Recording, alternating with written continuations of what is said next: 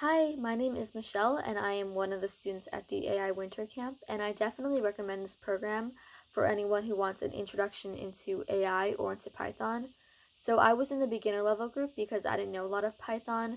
There was only around 6 people in my group. It was very personal and very one-on-one, and my instructor was super patient and understanding with us.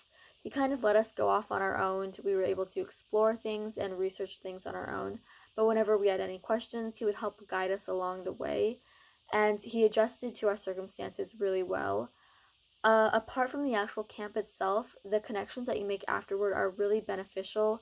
The Discord community is just so genuine. People are always sending school resources, AI news, AI videos, educational resources, and it's just a really great community of people.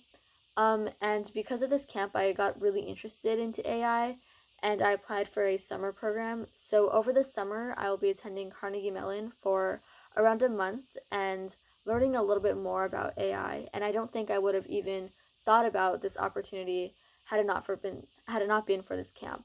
So I definitely recommend anyone to try it out, even if you're a beginner, even if you don't know anything, because it's a really cool experience and the connections you make afterward are amazing.